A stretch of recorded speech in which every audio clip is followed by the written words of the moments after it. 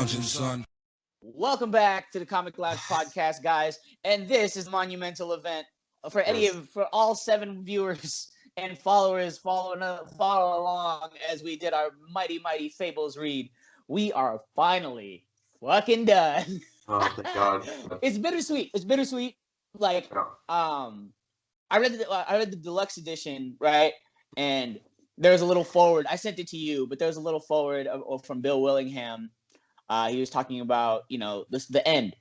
And he was kind of explaining a lot where it was like, it was the end, but it wasn't really the end because there's always new beginnings, because there's always going to be someone to introduce Fables to someone, and you get to relive the stories over again. And I kind of felt like that was you, Ryan. Like, you were able to relive the story by giving it to me the first time, and whoever I give it to for the first time, I'll be able to relive it, and the cycle continues. These stories never end. Fables never ends.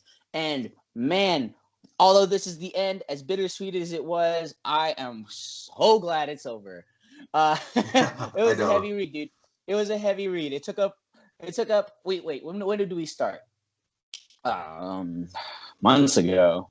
Fuck it. Let's just fucking jump into it. Yeah, dude. I guess we could say the name. Happily Ever After is Volume 21, and Volume 22, which, like I said last week, is the last issue. It was a full trade paperback. That was how he ended the series. So it wasn't like you get like just a thick comic. Like, it was legitimately released as a fucking square-bound trade paperback. This shit was amazing. A lot's going on. There is a shit ton going on. We find out like the truth with Rose Red and Snow White and how powerful they really are. And we also kind of get like a glimpse into like their whole mythos and their whole relationship and why their relationship is the way the way it is. But before that, we have a serial killer on the loose. We have a serial killer on the loose. And it's the Helmy. It's the Helmy. Fucking Bigby. Because that fucking bitch, Leigh Douglas, dude. She's fucking controlling him with her glass ring. And the one piece that's missing from the glass Bigby. Yeah, she shaved it down into a ring. It's like, that's literally... Yeah. And I like how you see the transformation of her. Like, I mean, she can go back and forth, but when she transforms into, like, the new, like, dark one, she kind of looks like the other one, like a little bit of a receding hairline, kind of, almost. Right. And she looks fucking weird as fuck. There's a lot that goes into this, like, 21, right? Yeah. A lot also, but 21, there's so much, because you're getting, like I told you last time, like, there's chapter breaks where it's the last story of, and it'll be, like, a page, 2 or 3 pages of certain characters, and we kind of see, not necessarily, like, the end story, but it's the last thing that we're going to see from them, kind of, or like a little bit of a glimpse in the future. Like, we got a Prince Charming one. Yeah, but he's alive. Yeah, so he's not dead. He's just out there. Yeah. So it's cool. He's like low key at war with Sinbad, who is like his best friend, who actually freaking who he spent his last moments with. It's pretty crazy. I really like the end of stories. The end of stories were nice. It was although not giving away too much as what happens in the actual end of the book, it was nice that you got to see that they're moving on from from wherever they are post Fabletown. Another big thing that happens in 21, we see the rise of Winter. Fucking badass, dude. She's a fucking G. Winter can be in multiple places at once, being the wind. So we get to see like the true extent of her power. And while all this is going down, while her mom is no longer grieving because Snow White knows that Bigby's back, but doesn't know that Bigby is a psychopath, fucking psycho alpha predator, freaking thing. But she's amassing. Winter starts to amass her army for her mother because she knows of the coming war to happen between Rose Red and Snow White. So her being the freaking badass North Wind that she is, she gathers up everybody. She gathers up the other Zephyr Winds. She gets freaking Santa Claus, She gets gets freaking Lumi, the yeah, Ice Queen. the Frost Queen, yeah, the Ice Queen. She gets the old Wolf Brothers. Like she is like out here fucking doing the goddamn thing. She's putting the whole fucking the And hood together. Snow White has no idea, dude, which No is crazy. Like, idea. and you see Rose Red, like she's like still thinking like that she's on the side of the good, you know, and now we're having Yeah. this war of like, well, whose side are these characters gonna take? Like the 13th floor witches, a lot of them, like I forgot the cat's name. What is the cat's name? Maddie. Maddie. So Maddie's like tells Snow White, you need to fucking do something because like they're gonna side with her, and Yeah. but then Maddie sides with Snow White, like realizing Snow White's has been like a master a military tactician, yeah. right? And so it's Maddie siding with Snow White. Snow White is still reluctant to like, well, why do I need to gather this army? We see all the boxed like entities, right, that Geppetto trapped get sucked in to fucking Rose Red. So now she's now like the box, right? And so like she's getting all this power, and I think it's in this one, right? What she does to Hope. Is it in 21? No. It's 21. That's 22. Okay. All right. Yeah. So Rose Red is like you said, we learn why they are at odds with each other. And the way, like, I forgot about this. So it's pretty crazy. Yeah. I didn't. The thing is, like, that was one of the big mysteries, right? I mean, it wasn't a prominent mystery, but it was one of the bigger mysteries that revealed itself to be the biggest mystery at the end, right? Like, as to who and why Snow White are the way they are. And come to realize, she comes from a long line of female witches. But they have a curse on them, too. Yeah, it's a curse. It's a curse, but also it's all power grabs. It's a history of power grabs, whether it be starting from her mother, right? Her mother was the daughter of 12 daughters or something, right? And then she had 12 daughters too, I believe. I think she had 12 as well.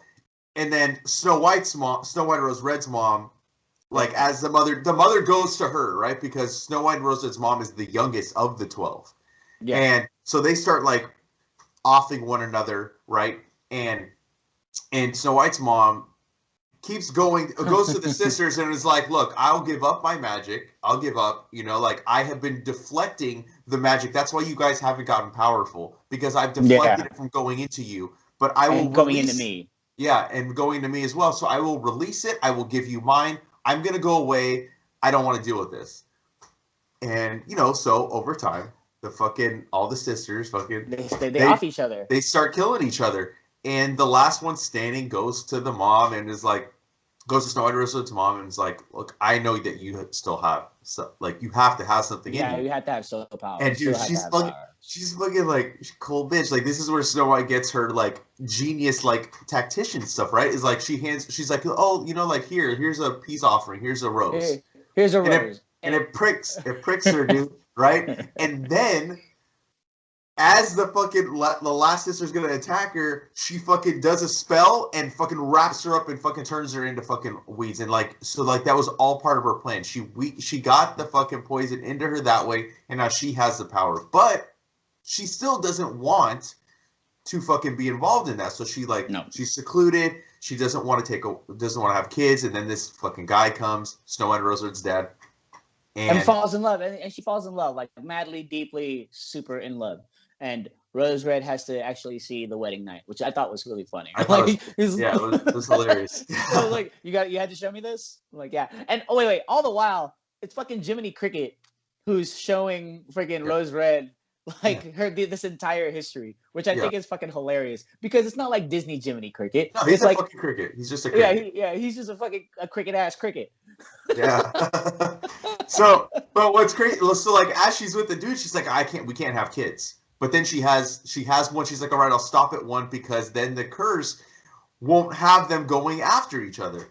Then she has. But twins. You know how curses work in fucking in Fables, bro. Like it's there's something crazy here. So I noticed that in these last books, they really have the idea of fates, right? Of fates and destinies, and how important they play. They even get their own personifications, right? Like, you know, the fates always find their way. Like, they don't like it when their plans are messed up. Like, you know what I mean? So, you know, what the fates do to Snow and Red's mother, she has twins, which is Rose and Snow. So of course they're going to be at odds with each other, and they always were at odds with each other.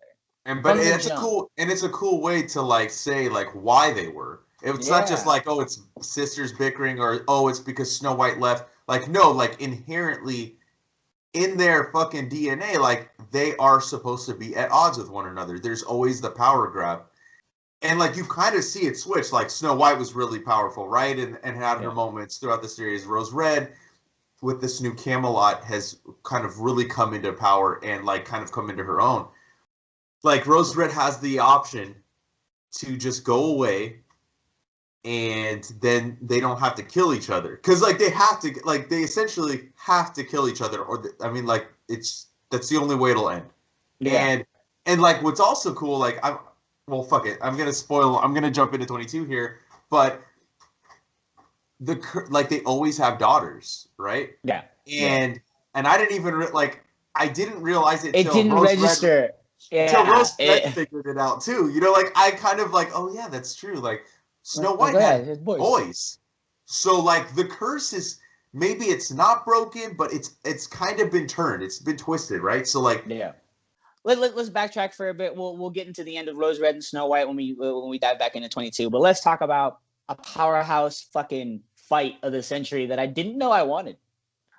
Fucking Cinderella versus Frau Totenkinder.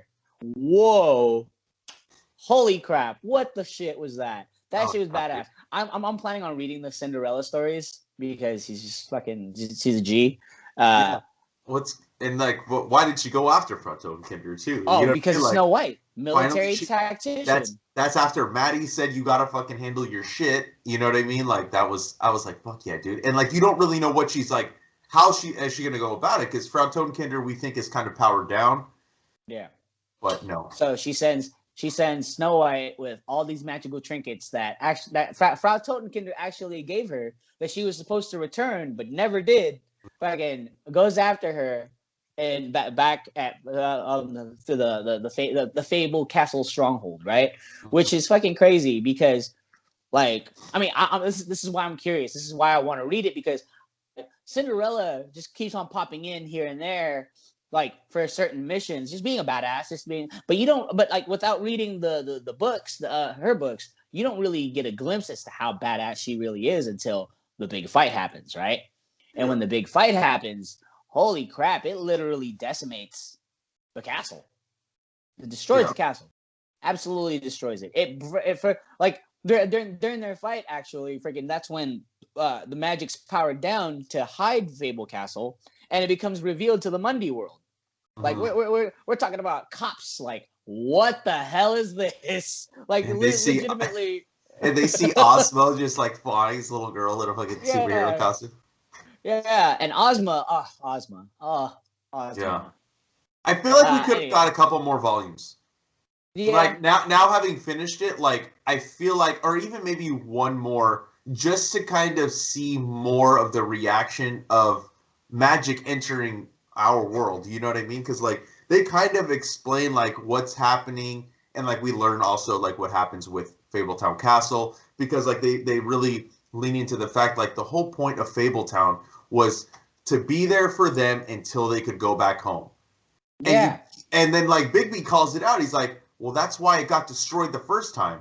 That's why it's getting destroyed this time, because it was only supposed to be there until we could go back home. Once the Emperor was defeated, there was no reason for Fabletown to exist. Yeah. Which is pretty, you know, like, again, like, it's like little things like that and little conversations that aren't really like, you wouldn't say are the big moments, but it's like, oh, that totally makes sense. You know, you're like, okay, I get it. Yeah. I mean, Bill Willingham and Mark Buckingham, dude, like, I know there's a whole slew of artists that have been a part of this book throughout the 22 volumes. That Jay Lee story, the one with Prince Charming, it was like 3 pages, but that shit was beautiful. I mean, Jay Lee I'm so Jay upset Lee, that we bro. don't get more interiors from him. Like when he was doing the Dark Tower adaptations at Marvel, like, Yeah. dude, they're so good. But Yeah, yeah, I absolutely love those Wolverine covers, the Jason Aaron Wolverine covers. Those shits were beautiful. dude, But anyway, I would love to own a cover of that. But yeah, I love yeah, that. I love how like, and like you see Snow White, right? Why is her armor black? Because she's gonna like that's something also we have to mention because Rose Red has her armor, golden armor, so she's like they're really making us believe like she is the hero of this story. yeah, Snow the new White King Arthur. They're playing their roles, you know. and Snow White gets the black armor, and then so like, oh, am I being painted as the villain? And her sword is black, but then Yeah, she changes it to white, names it ice, and like the power, and they talk about like the power of naming your weapons, right? yeah, There's a power to it, and it's just like it's just really cool to like how much they leaned into it and how much they leaned into it the whole series of like the power of a fable, the power of names, the power of like certain characters because of the belief, right? And yeah. all of that stuff like I said, I It's don't the series never falters to me. It never no. I don't ever get bored of the book. Like there's a couple like side stories where I'm like, okay, well, I I guess can I could have skip this. yeah, I could have lived I can without skip it. this. Yeah, Yeah. but overall, like if you look at it in like the whole package of each volume, right, of what you get in a trade, I would have been fine if it would have gone longer, and I don't think it would have been bad. I get that he wanted to go out on a high note, and he definitely did. You He know, did. that's one He hell of a final issue. You know what I mean? Like it's it's fucking 200 pages for a final issue. yeah, 200 pages for a final issue, and it was good because everybody got everybody got an ending. Mm-hmm. Everybody got an ending. Death gets an ending. Like, you know what I mean? Like he closes it out. Anyway, who else happens here? Lee. Oh, Rose Red Uh. gets control of the ring. That's right. I Oh yeah, forgot yeah, because like she sees like Leigh Douglas is like in that meeting when they're figuring out what do we do with Bigby, and she's like trying to convince them like, well, you can't kill him because like she wants to be able to control him, and that's that panel where Rose Red zooms in and sees the glass ring, and she yeah. fucking Nice knows. ring. Nice Yeah, ring, by the way. yeah, and then she fucking takes her out, right? And Yeah. takes the ring and like she has that vision of like being with Bigby and she like can feel Bigby now, so she's like, oh, I totally get why Snow wants to be with him, which is Yeah. like that was kind of like a weird turn, but like whatever. I mean that's not Yeah. a big deal. But and all the while, oh yeah, all the while Brandish is like fighting Lancelot and they keep kill after Brandish kills what the hell is the carpenter's name? Wayland. He Yeah, Wayland. fucking Wayland Smith. head. Yeah, because he gets tired of all this stuff, but he was like, you know what? I'm gonna kill him, and they're gonna put me to trial, but I want to be put to trial by combat. Yeah. So, and you know, he can't die, so basically, he doesn't even really have to fight. He just has to wear the other guy down and then go in for the kill. But who do they choose to fight? Freaking um, Brandish, but freaking Lancelot, who is one of the greatest warriors ever, right? Yeah. So, but and their fight goes on like 3 days or something, 3 or 4 days. That's crazy. Like it's nuts. It goes on 3 or 4 days. I mean, it sucks because it ends because you know, like he can't die. His heart is locked away somewhere in a far off Right. castle, and so he can't die. So Lancelot gets the brunt of it. But who fucking steps up? Fucking Flycatcher. He's Yeah. like, he's like, he's like. He was like, what do you mean? Da-da-da-da-da. Like, I already faced my trial of Fabletown. Yeah, but I'm not from Fabletown. I'm the king of Haven, and I have sovereign law. So my Wherever rule I goes go. wherever I go, dude. Yeah, Like, I know. Yeah. that was the most badass shit. And then Flycatcher fights him for days too, and like I will just say it because this is like not a big moment in the end, but the way like finally Brandish gets his comeuppance, dude. And as he's fighting Flycatcher, Grimble, who has been turned into a bird, we see him like right. We see him flying off, and he's like we keep traveling with him, right? Like he's flying, and then he gets to this fucking castle, and then we see the heart, and he's fucking just pecking at it, dude. And he fucking kills Brandish. He gets his fucking revenge. gets his Yeah, it was revenge, dope. and then Brandish just falls over and dies. That was very satisfying. That was one of the more satisfying moments. I fucking hated that guy. I could easily say that Brandish was like the King Joffrey of Fables. Like, Yeah, you know yeah, what I he mean? was. In Easy. such a short period of time, you just fucking hate him. Yeah, You know. yeah. It was just, I hate you. Like, just the way you talk. Like, Yeah. just the way his caption bubbles just made me fucking hate this guy. It's a fucking douche. but that's brilliant. That's brilliant writing right there. In a very short period of time, you can make someone hate a character as hard as I hated fucking Brandish. That right there, fantastic. Like all this stuff is going on. You see all this awesome stuff going on. Everybody, not like again, not a single character wasted. You know, Yeah. freaking Grimble, the Bluebird, plays an important role. You know, Yeah, which is dude. funny. I like how Grimble's going about doing his thing when he's a Bluebird, but he still somehow has the strength of a goblin. Yeah. Of a troll, yeah, you know what I mean, of a bridge troll. So he's like getting hunted by so-called apex predator, like all these predators, right? And he's like, I'm Bluebird, but I can still tear your head off. Like, Yeah. That's dope. That was great. Like, it was fun. It was fantastic. Yeah. Okay. But going on. I mean, let's just talk. Yeah, I mean the ending, right? The ending. Yeah. We've kind of already been talking about it because we already talked about Cinderella, Fractal, and Kindred. That was in volume 22. I know it's kind of hard to. I guess it's almost like it was one volume. You know what I mean? Like it flowed very evenly. It didn't feel like a clean break into a next trade like we did in every other volume, where there was a clear ending and now a cliffhanger, right? This is just really the next issue in the trade to me. But we get all these endings. We see Snow White. She's finally accepted that she's gonna battle Rose Red, and Rose Red turns into a fucking evil bitch, dude. Because she doesn't want to give up the power. Now she wants the power. She's like, I'm gonna kill her, and I'm gonna kill her. I want the power as well. She becomes corrupted by the curse. Right, and Hope comes, and and fucking Rose Red doesn't give a shit what Hope's saying. She's calling her out that she basically says that you're false. You're false hope. You're false hope. You just play with people. You give very little but take everything. Yeah. Like you're not really all powerful. And as she's saying this, the ginormous visage of Hope like shrinks down into a fucking itty bitty little fucking thing. And what does Rose Red do? Fucking eats her. Not eat her, but she swallows her and like and holds her in because like as we said, Rose Red is literally the what do you call it? The new golden box, right?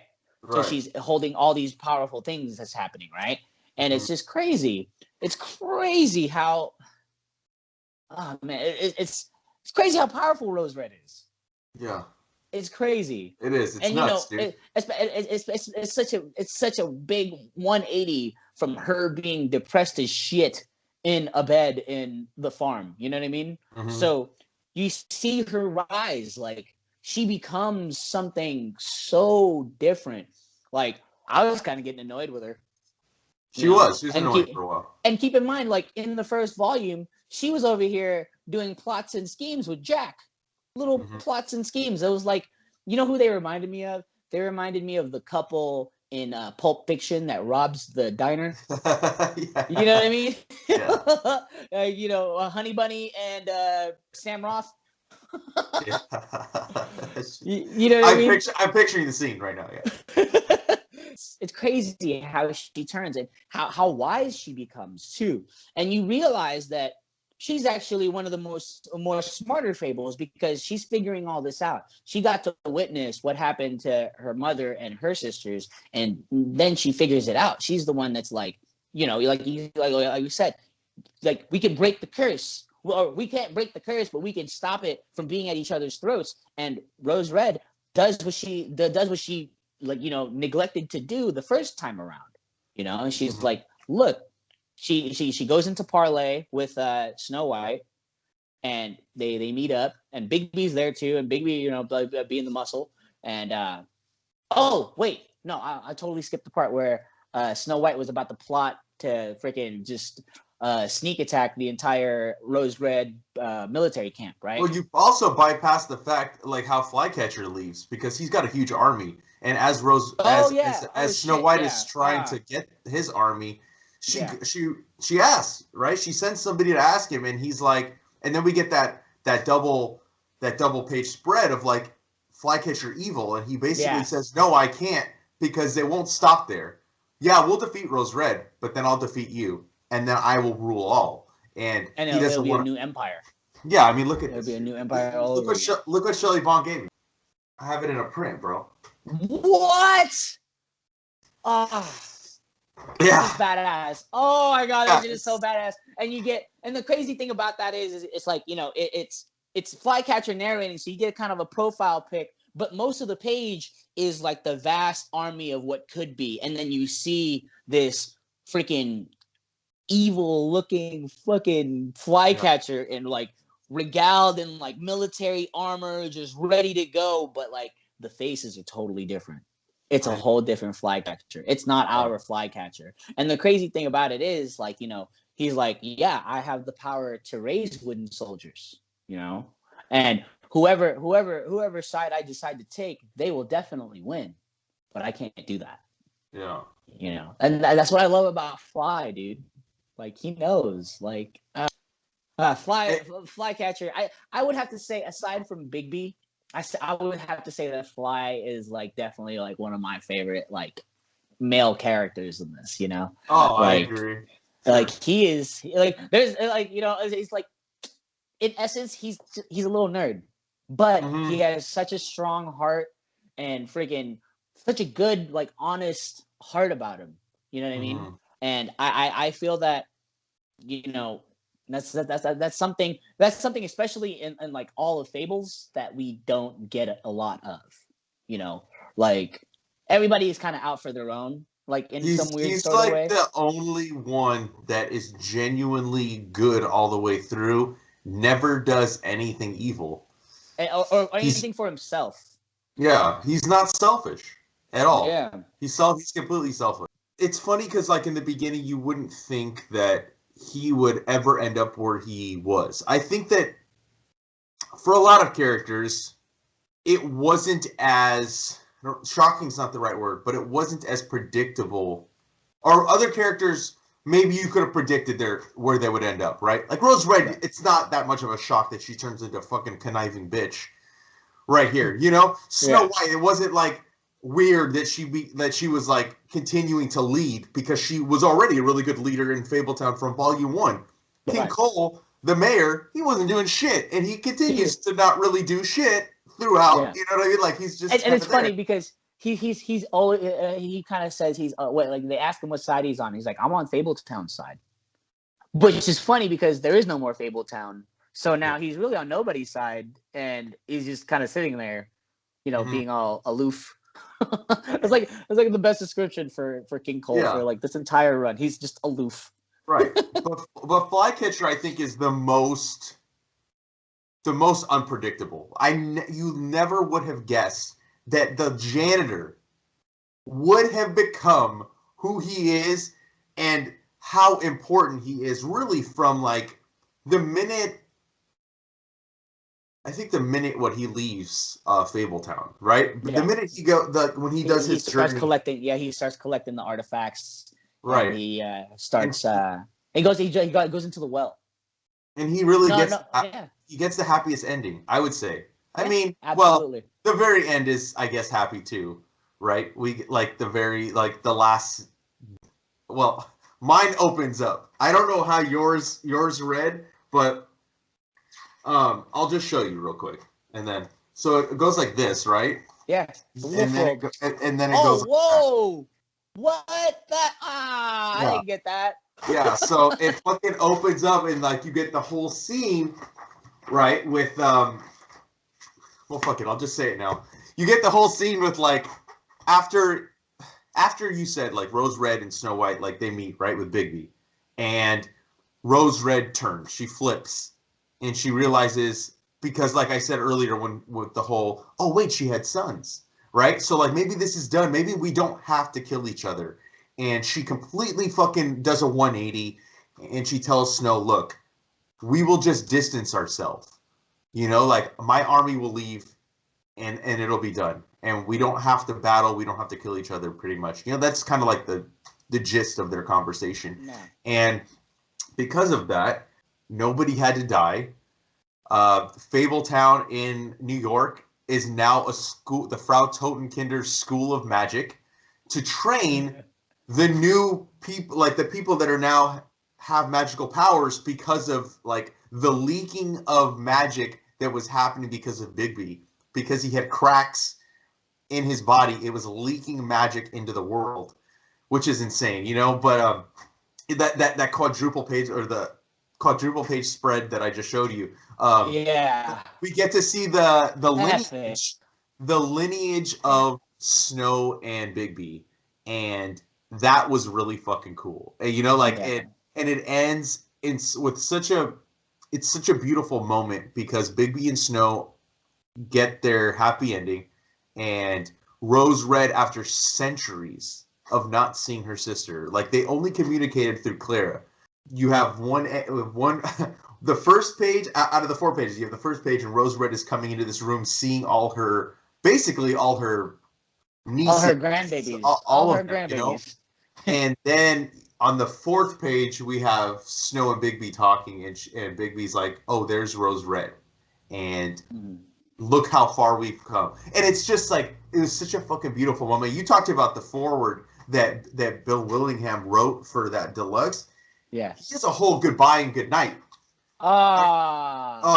Yeah, it's fucking like 4 pages and shit. And then I get the goodbye and good night. I get it in 4 parts too. The gratitude and like all this stuff. Wait a minute, is Fables ending? At the end? Wait. Like I said earlier with the forward, I hope to pass this on to somebody. It's a hell of a read. It's not something to read lightly. And it's a lot. It's a mission. I wouldn't say it's a chore, because it was absolute pleasure. It was an absolute pleasure. But it's a lot of reading. It is a lot of reading. We did this in 34 weeks. I checked while we were talking. Episode 9 was when we did Fables Volume 1, and this is episode 43. So within 34 weeks, we've read 150 issues of this series, not to mention everything else that you and I have read in that time.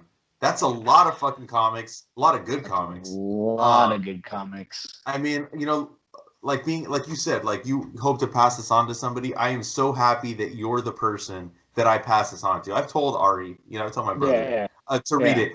And I think because of us talking about it on the podcast, that's why he picked up the compendium. Nice.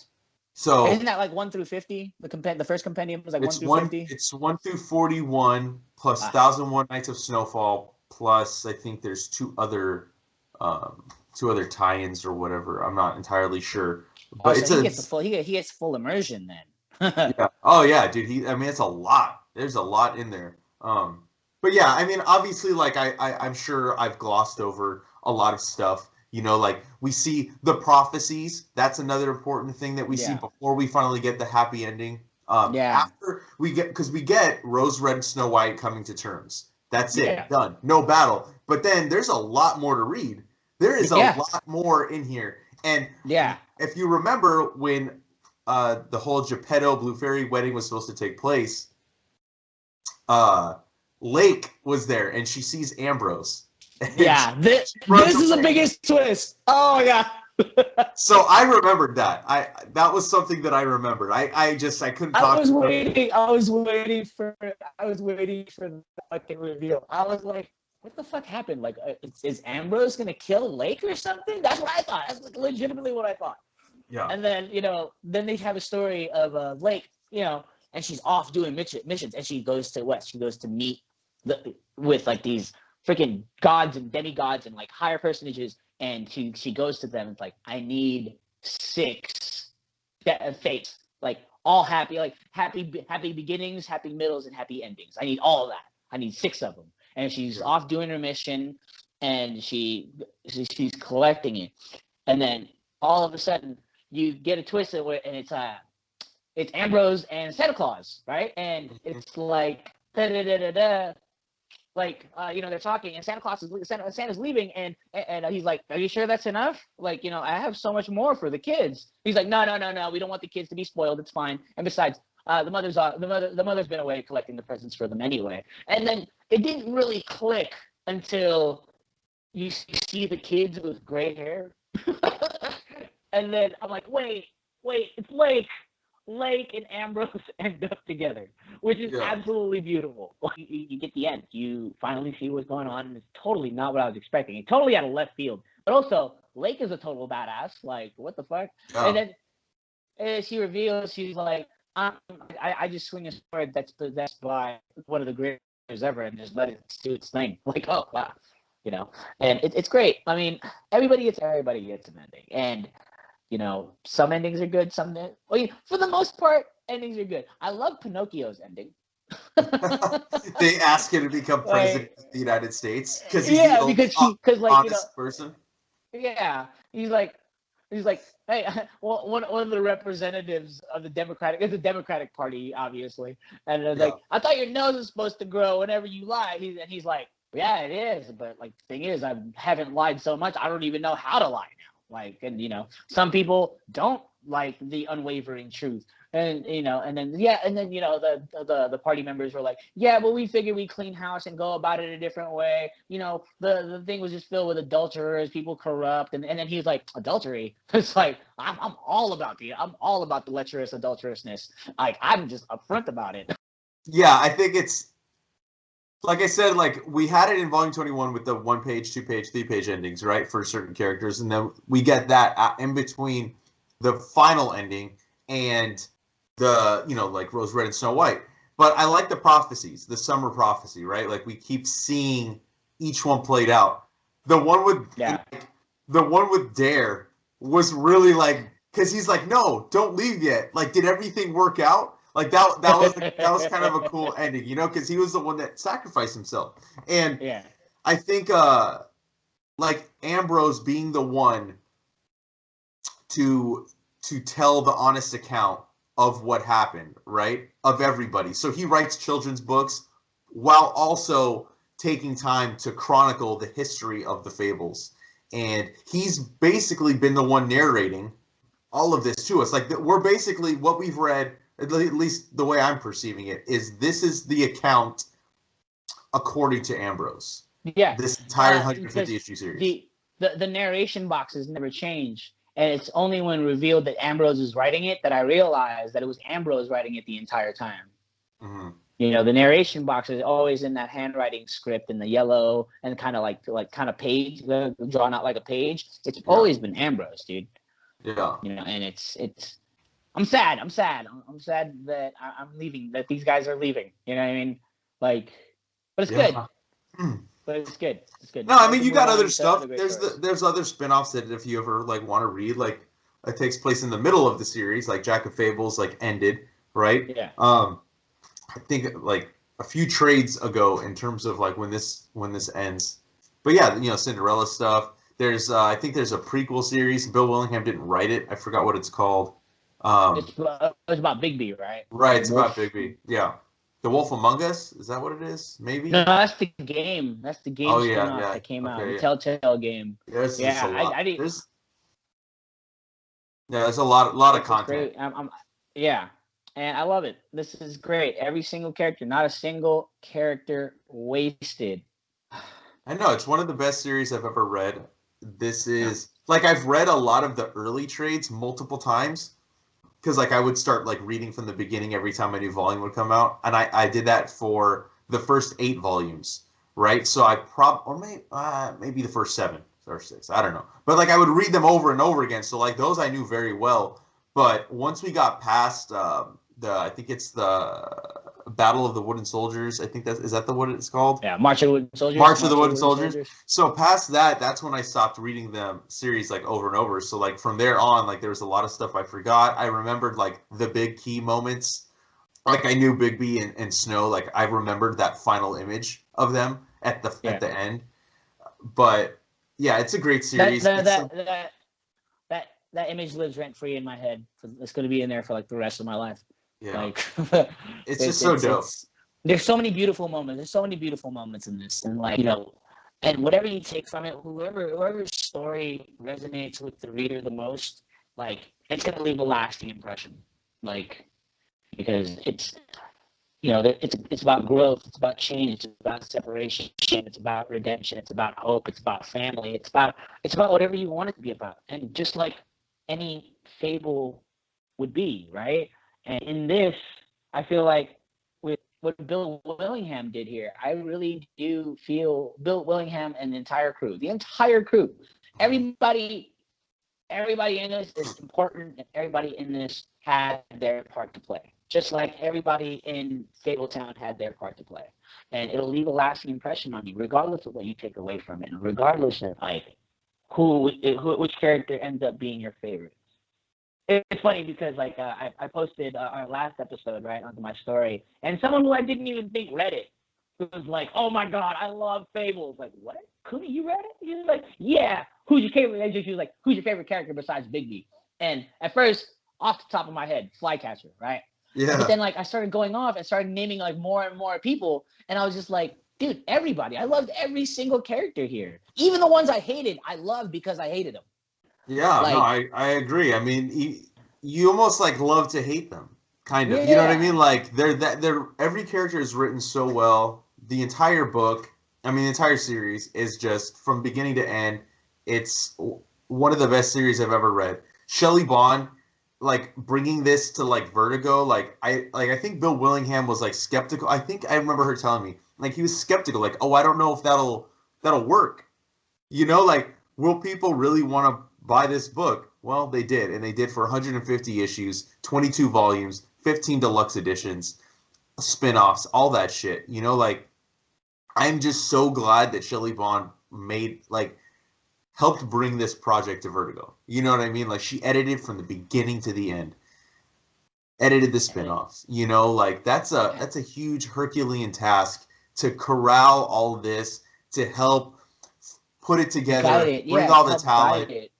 I mean, it's amazing, dude. It really is. It's one of the best series of all time. It's definitely in the top 3 for me in terms of Vertigo series, and it's probably because like I might put it above. Like, it's hard for me to consider Swamp Thing Vertigo, right? Because like it didn't start out as Vertigo. So if if I take Swamp Thing out and I don't really make it a Vertigo book, it would be like Fables, Scalped, Sandman. I guess I would almost take that out too because it didn't start as Vertigo. Yeah.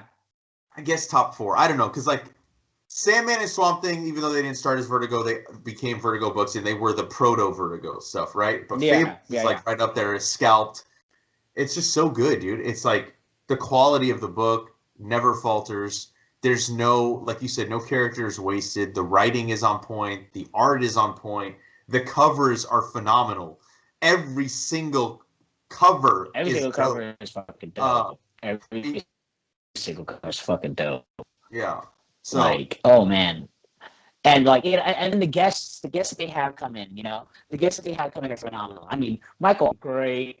We were just talking about Jay Lee, great. Like, man, like, you have to be fucking awesome for like, artists of that caliber to be like, you know what? Yeah, I'll help you out. I'll do a couple side stories for you. You know what I mean?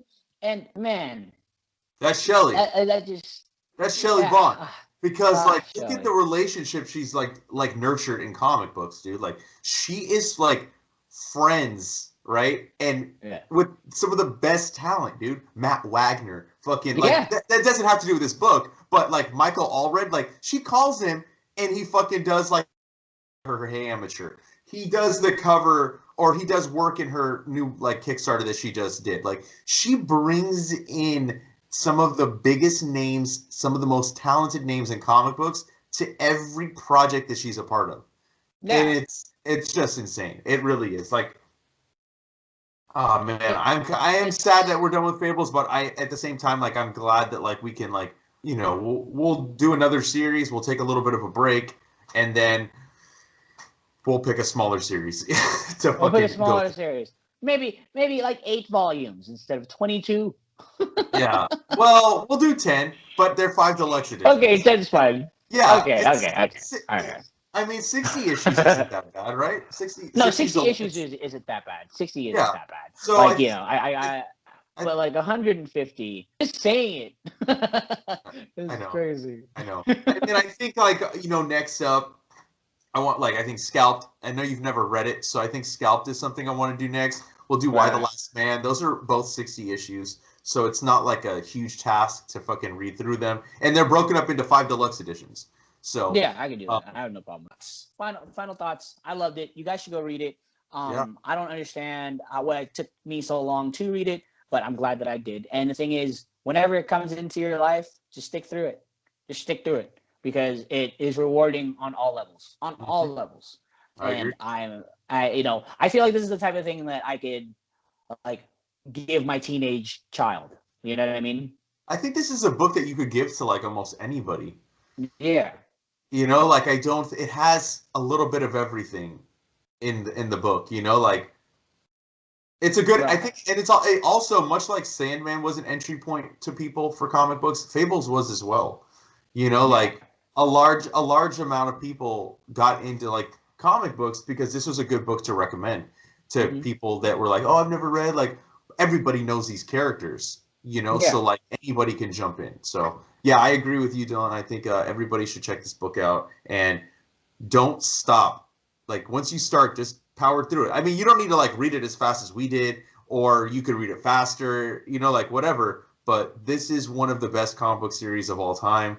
And I mean, there's a reason it's on New York Times bestsellers list. There's a reason it won multiple Eisner Awards, multiple awards. It's phenomenal. What does it say? Is it 20? It says something about 20 Eisner Awards. What? It might have been nominations because it won 14. Won 14. That's what I meant. 14. Yeah. Yeah. 14 Eisner Awards. What? What? That's nuts. You hear about writers getting like 1 or 2. No. But when we mentioned Bill Willingham and friggin' Mark Buckingham, multiple Eisner Award winning friggin' writer and artist. Multiple. Yeah. I mean, that's I don't know. I could just keep saying how much I love it, but I mean, you really have to experience the book. And agreed. That's really all I have to say. I'm glad we did this. I loved the book. Reading it again, I love that you enjoyed it as much as you did. That's all I got, man. It's great. It's one of the best. It's one of the best things I've ever read. Boom. That's it. Like that's all I gotta say. Go read it. Stop fucking being a freaking weenie and fucking read it. But if you're listening along with us, you probably already read it. So just show this clip. Just show this clip to someone and have me yell at them. Go fucking read it. Yeah. Yep. That's our Fables read through, and I hope you guys join us on the next book we pick. I'm not sure when we're going to start. We're going to take a little bit of a break from reading through an entire series, but if you're not already following us, follow us on Facebook, Twitter, and Instagram at The Comic Lounge. You can follow Dylan at The Dillbot on Instagram. Make sure you throw your comments or suggestions down below, or you can also email us at thecomicloungepod@gmail.com, and make sure you like, follow, and subscribe to the YouTube channel, and hit the bell icon so you're notified every time a new vid goes up. And on that note, we're out. Later, buds.